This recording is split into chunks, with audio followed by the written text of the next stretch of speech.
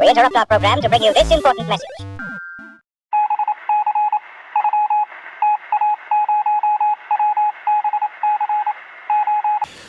So we're here, Tig. These pills, you're just... It started to go away, so... All right, okay. Yeah. I mean, if just you want... reminding you, no, I'm good on...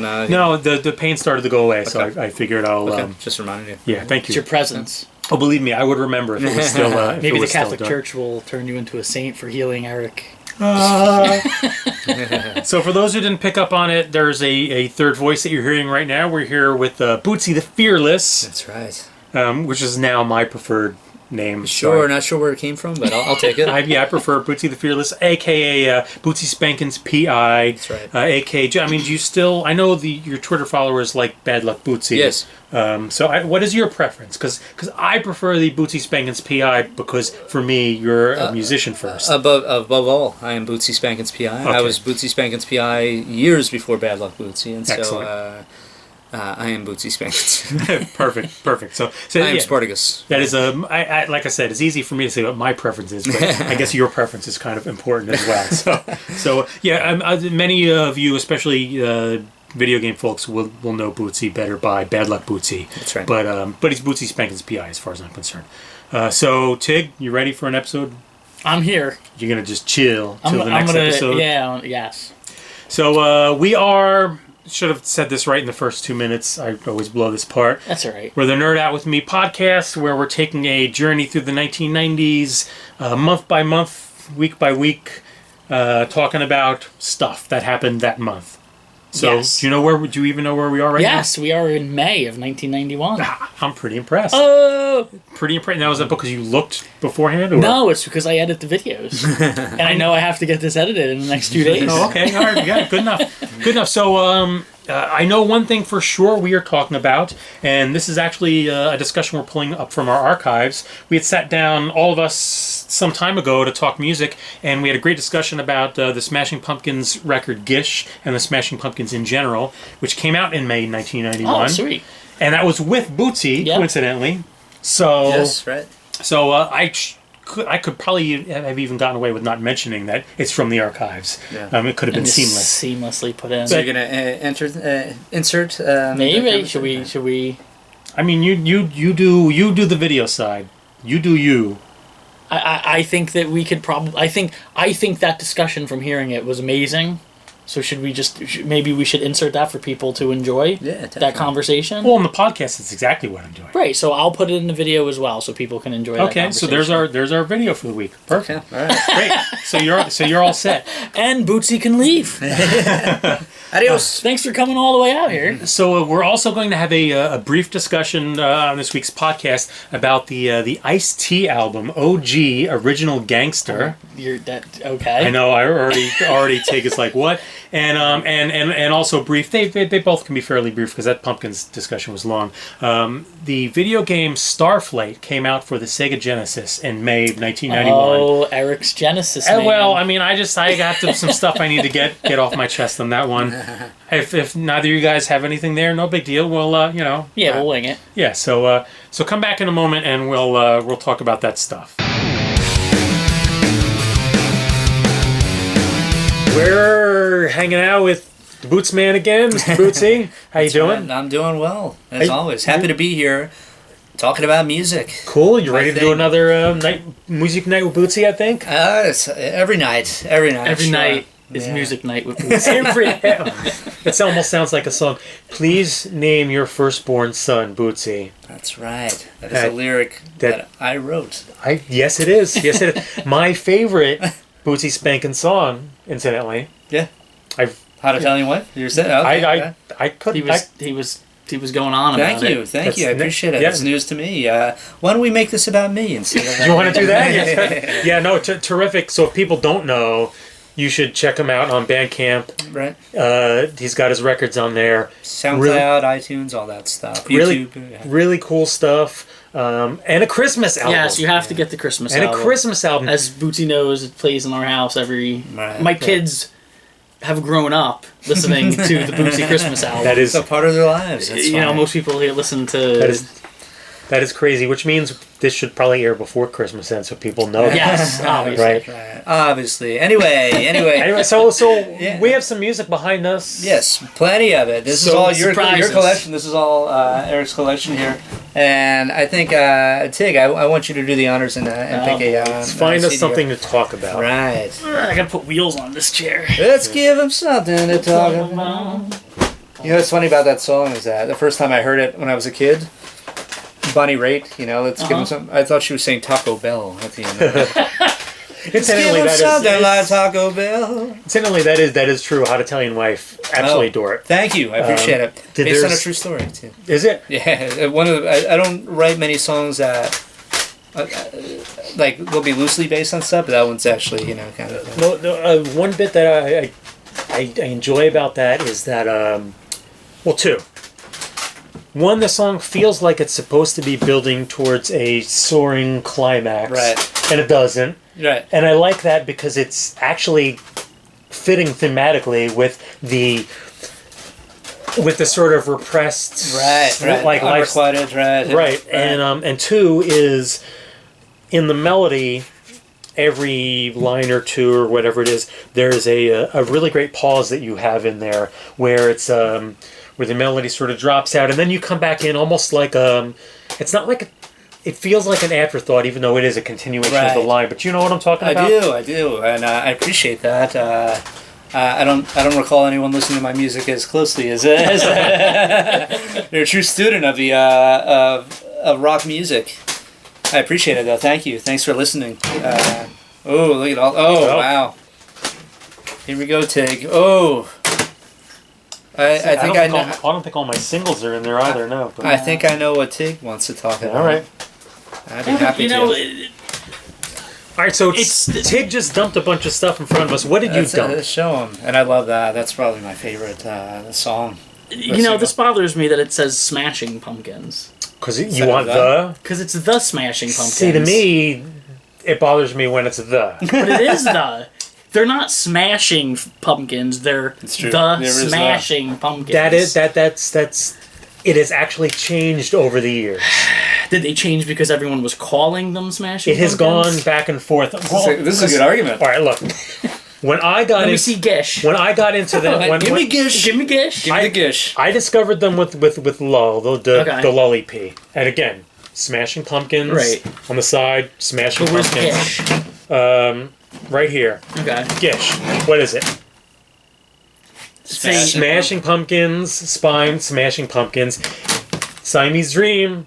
Smashing. Oh, really? Yeah. Smashing Pumpkins. Smashing Pumpkins. Wow, I didn't realize. It I thought wasn't- at that point. I thought it was the. It wasn't until Melancholy that they became the. See, I thought it was backwards. I thought they were called the Smashing Pumpkins from the beginning and then dropped the Interesting. because everyone was calling them Smashing Again, here's the Pumpkins. Cherub Rock single. Smashing Pumpkins. Yeah. Not the Smashing Pumpkins. So it wasn't. So when you go to my digital music library, I have them cataloged under Smashing Pumpkins. No the, because to me they will always be Smashing Pumpkins. It would have been a problem if websites existed then because they had Yeah. to choose. Well, they probably could have both to direct you to wherever. I was gonna look for a website on here. I forgot this is 1993 here. So Tig, why did you drag this out? Tell us what's the deal. I have a love. I have. I can't say a love hate, but the Smashing Pumpkins, especially Gish. I always loved this. Always loved this. Tell us about this album. This is before Siamese Dream, which is what really put them on the map. Right. But So you must have got into that after Siamese Dream, right? You must have revisited that album. No, I heard. What is it? What's the one song off? It's probably either I am one or I Am Siva. One. All right. It was probably I am one that or I think no it's Rhinoceros the slow one. Rhinoceros is the slow one. Okay.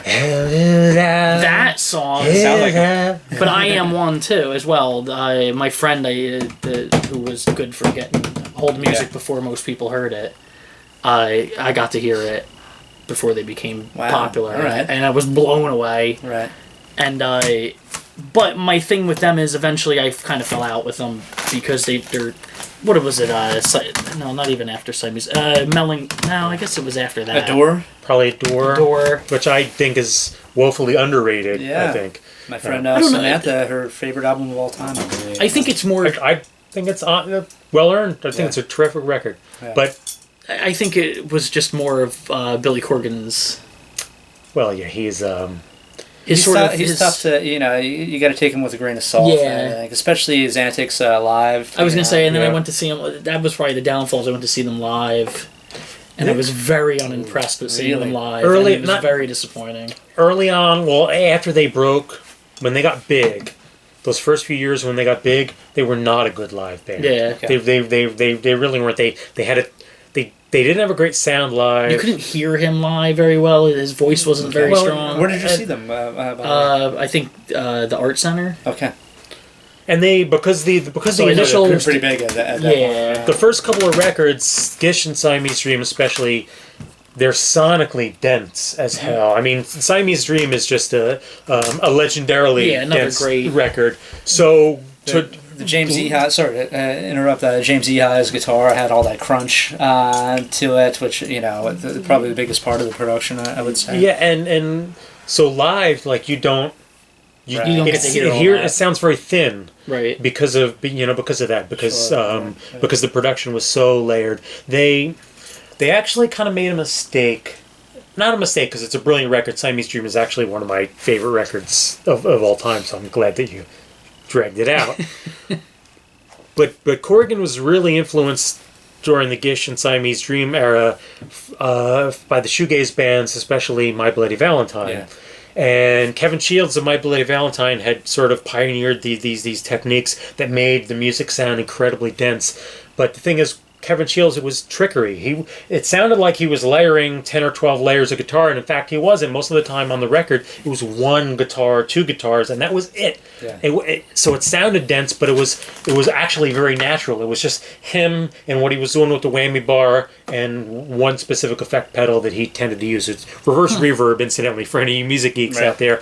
If you use a reverse reverb pedal and you rock on the bar, you can develop the My Bloody Valentine sound. Creates all that depth to the guitar. Yeah. For sure. Right. And so, but Corgan did that by layering literally 30 or 40 tracks of guitar. So when they played live, I didn't know that, actually. I didn't know that about the production behind Smashing Pumpkins. Really, that many guitar tracks? there are some songs, Geek USA, for instance, where like he's said like, yeah, there's upwards of 50 tracks of guitar on that song. I didn't know that. Not Geek USA, Silverfuck. Okay. Where it's just track after track after track after track of guitar to get that bigness, and it wasn't. It sounds great on the record, but live it doesn't translate, and that's I think why. This goes, I think, Cherub Rock is one of the great, for the decade at least, one of the great opening tracks of any album. Oh, absolutely. Dun-dun, dun-dun, dun-dun. It is when I get any sort of new stereo system or new speakers or new sound system or something like that, there's usually a handful of songs that I will test it with. Okay, that makes sense. Cherub Rock is one of them. That's because awesome. It's rock and roll now. Because when the drums start to roll in, but then when that bass line rolls in, right. you boom boom boom, and then then the guitar, the fuzzy guitars come in, and like Everything. it's such a sonically big song. Oh, it's huge, right? To open the album, just incredible, Yeah. So what is Gish is your favorite album by them? Yeah. Probably more. I mean, they have greater albums, Right. but that's Gish is the one that right. sticks with me Sure. forever. Gish has my favorite song by them too, and yeah. But so what sticks with you about Emotionally, it? I guess just when it came out, it was just one of those things that stuck with me. Their sound, Right. the sound Yeah. off that is It's different unique. than the rest of the sound. Even after what was the second one was Siamese. Yeah. which was they're this one's more got that grungy. I feel like The bare bones kind of. yeah, like without even I don't even know how you explain this, but that sound very much reminds me. Gish reminds me of the feeling how I felt in the '90s when grunge first hit. The excitement of it, you mean? Yeah, Rawness, and the gray cloud of it. Is it? Does that make any sense? the sort of feeling of when grunge hit and what age I was, I guess, and like the idea that you're listening to hard rock and roll, but it's hard rock and roll that doesn't sound like the rock and roll that we were listening to before. Yeah, that. right before. Yeah, exactly. Because prior to that, the loud rock music that we listened to was metal. It was always metal, something metal related, whether it was hair metal or actual metal. To have guitars to sound like that had it been like metal. There was no pop that had like guitars that dirty or that heavy or anything. You know? Right. Yeah, it was very. It was It wasn't Aerosmith. It wasn't it wasn't Iron Maiden. It was something. It rocked just as hard. Right. But it was. It was. Different. It wasn't as melodic either back then. Like this is kind of taking that that heaviness of metal, bringing it into the forefront of popular music with really catchy melodies and with song structures and lyrics that conveyed kind of emotions that weren't really present in music. I think that's what it was. It was there was more of an emotional attachment to that than any of the music that I was listening to at the time. Yeah. Like I actually sat and I more sat in my room and listened to that. Where what I was listening to prior to that, I wasn't sitting in my room listening to. Yeah. It was like playing really loud in a car or whatever. Sure, this was sort of like it's personal. Yeah. We're not going to take it to mean anything to you. Whereas, Twisted Sister, right? Whereas one of the things I like about some of these records, like that you're pointing out, Gish, and some of the other records at that time, it's like lyrically they were kind of ambiguous, so you could fill in the blanks for yourself, whatever was important for you. So this and Nevermind and some of those Jane's Addiction records, which came before all this stuff, actually. Sure. The Pearl Jam records, Pixies as well. Pixies. That's the thing. That's the thing. One of my favorite bands is Jane's Addiction. Yeah. So that Gish is very similar. Yeah, I can see that definitely. So when Gish came out, it was in the same wheelhouse. Yes, I didn't think of that, but yeah, you're right. You're totally right. I love Jane's Addiction too. They came at that age too. I started listening to them when I was pretty young, and it was just new and exciting. Yeah, and they came out pretty early in comparison. Like you don't realize they're an 80s band, right? Like, you don't think about the fact that you're listening to Metallica and Guns N' Roses, but Jane's Addiction. I still remember the first moment I heard Jane's Addiction, and it was in the like mid to late '80s. It was Nothing Shocking. It was like '88, right? I think Nothing Shocking was either 87 or 88, Yeah. and Ritual was 88 or 89. 90 Ritual. Was it 90? Yeah, Oh, maybe it was that? yeah, Okay. right. And hearing Ted Just Admit It. Yeah. That song. And I'd walked into the room, and Ted Just Admit It was being played, and it was at the peak of that song when the guitar is doing this slightly off, like dissonant, and Perry is just screaming "Sex is violent" over and over. Yeah, right. And I'm like, what the hell is this? And it was like a life-changing moment. Sure, like, this is. I'm just a teenager, and I think I'm offended by this. I think it makes me feel wrong, and I absolutely fell in love with that band after that. And so to go back to you dragging this out, when Pumpkins came out, it latched into some of that, because just like Jane's Addiction, Pumpkins took aspect of like Zeppelin influenced metal, but they did it in a different way than all the metal bands were doing. Right. Because I feel like you can hear Zeppelin in early Pumpkins, and I think you can hear Zeppelin in early, or there's no such thing as early Jane's Addiction, all Jane's Addiction. I mean, I guess they did eventually come back together and record new stuff, right, but you can't count it. Right. I don't. No, I don't. But I feel like I think you can hear that sort of Zeppelin and like mid to late 70s Sabbath in those bands. Yeah, right. But they were doing it in a completely different way. Of course, yeah. And his vocals were very different from any other lead singer at that point, too. I mean, there were a lot. Remember, even 10 years later, 15 years later, even today, I'm sure you can listen to like a rock band now, and the lead singer's trying their best to sound like Eddie Vedder. Mm-hmm. Yeah. So many, the guy from Creed, for God's sake, is, yeah. you know, it's like Eddie Vedder ripoff, and you hear it like, you know, Billy Corgan. I've never heard anyone who sounded like him. I know a lot of people are turned off by his vocals, very nasally, and you know. But that's what M. Perry Farrell was. Oh, of course, right. The same. Yeah, shriek, true. big shriek. So that's, I mean, the different components in Smashing Pumpkins really made something unique. I mean, James Iha, let's say pronounce it right, Iha was the, you know, the tones that he would get on the distorted guitar are just, they've aged well. I think they still, you know. Oh, I agree. For me, the big component of Pumpkins that really made Pumpkins what they were at their best and gelled them is Jimmy Chamberlin, the drummer. The drummer, right? Who was a jazz-influenced drummer. He took jazz and he brought it into hard rock, and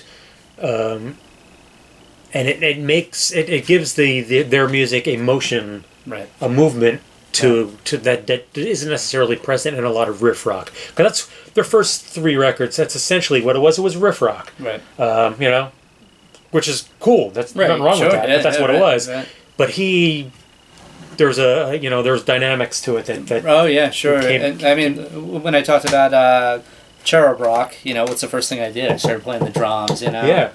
And I mentioned in an earlier episode, Tonight, the drums on that are amazing. On that, you know. Oh yeah, just that building rolls over and over.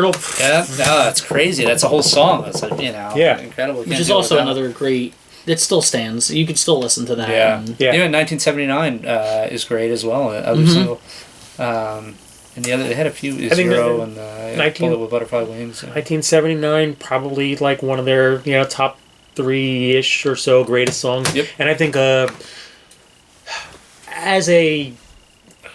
don't like to put it this way because it gives me way too much credit. But as a person who enjoys writing songs,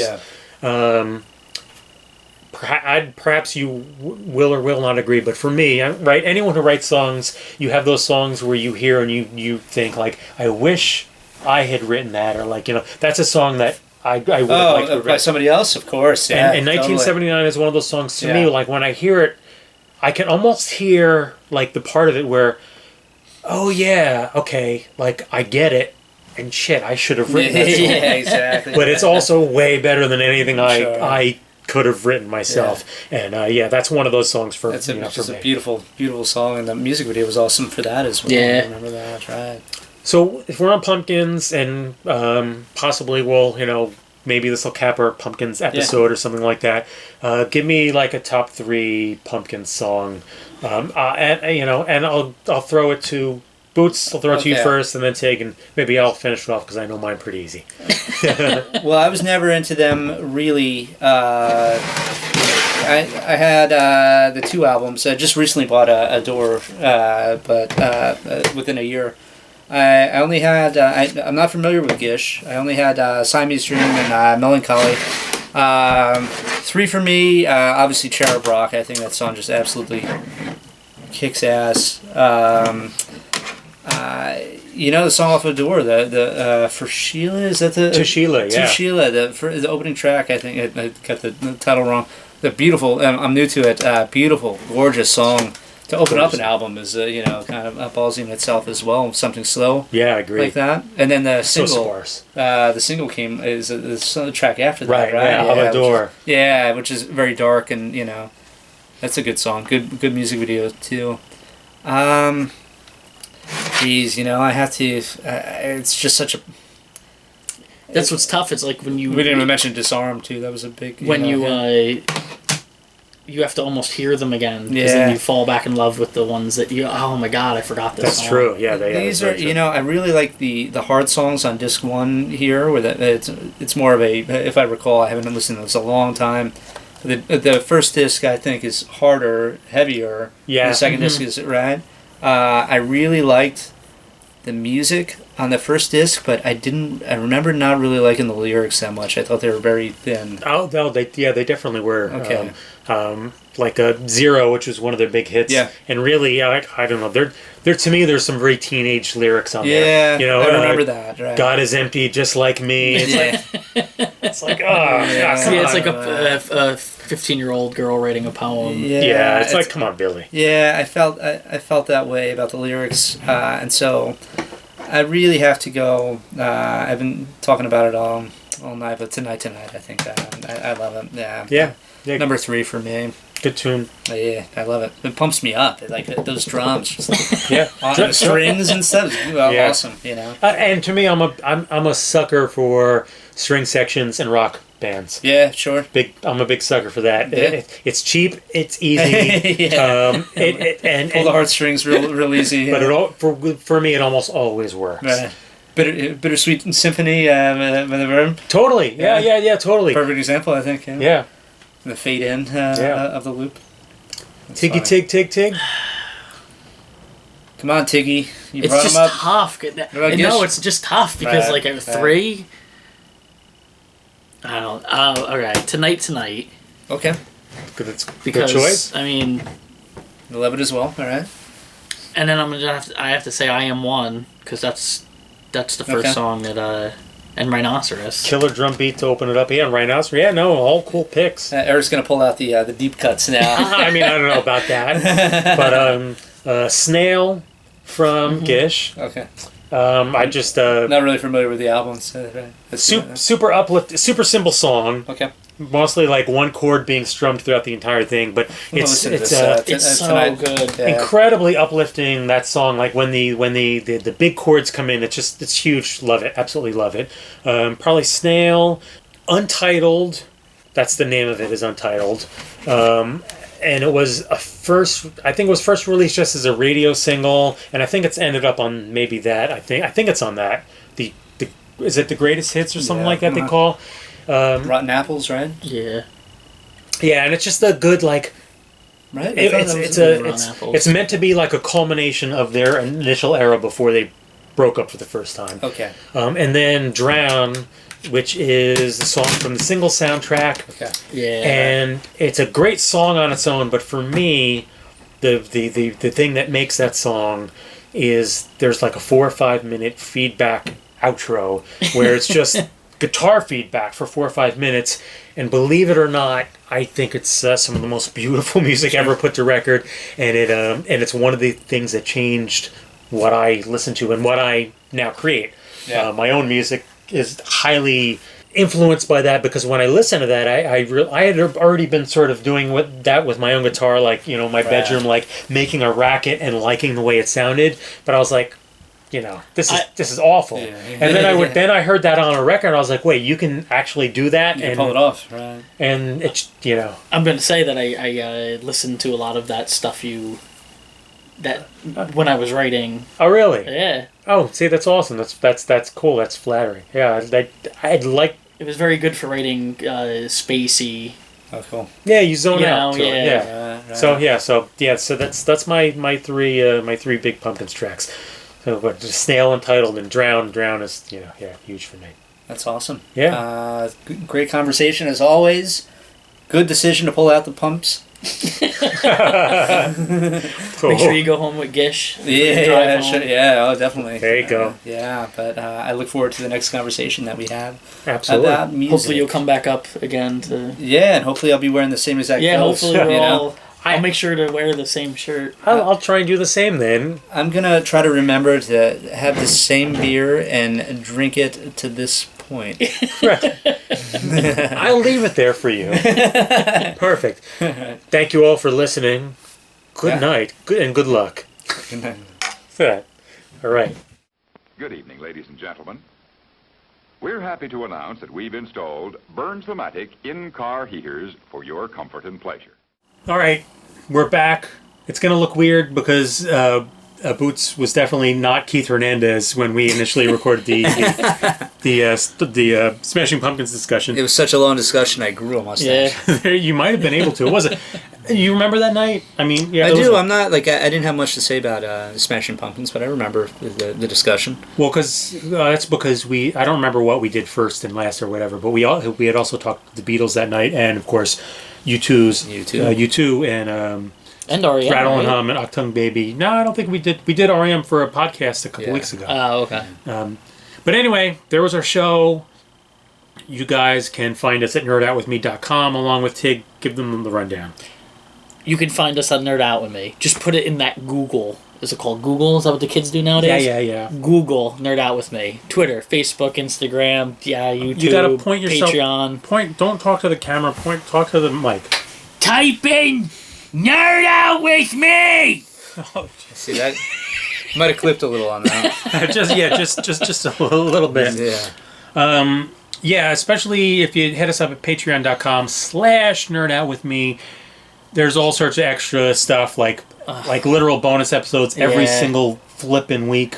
We did some recent changes with how we're doing that stuff, so we're going to actually have more bonus video stuff as well. Outtakes and goofy stuff and people eating hot peppers from my garden. A nightmare. So that'll be pretty good. Next week, let me get my notes in front of me here. What's happening next week, Eric? Next week's episode, we are going to be talking about a few interesting things. We're going to talk about the god-awful... Oh, I'm sorry, I shouldn't prejudge. We're going to talk about the Kevin Costner movie, Robin Hood, Prince of Thieves. Oh, that's one of my favorites. See? You're an idiot. What an idiot. I can't wait for this discussion. We're going to be talking about some specific news of the day. And in June of 1991... a little game called Sonic the Hedgehog was released. Wow! So that's kind of big. And if you check out, I have something listed for our bonus episode, but we also have another bonus episode in the can that we didn't use for anything. You know what? I think maybe we should give the Patreon folks extra bonus stuff at some point. Okay. So this one that I have, I don't know. We'll figure out what gets released when because it's all their schedule. Because we're in charge, so just back off. Yeah, I'm in charge, mother. So come back next week for some Sonic the Hedgehog and Kevin Costner with a varying accent. Why with a spoon, cousin? Oh, terrible. Because it'll hurt more. And incidentally, Bootsy will be back for next week's episode. Right, and you know what? I'll wash these clothes and I'll make sure that they're clean for the next time I show up. Perfect. So thanks for listening, guys. Go screw yourselves.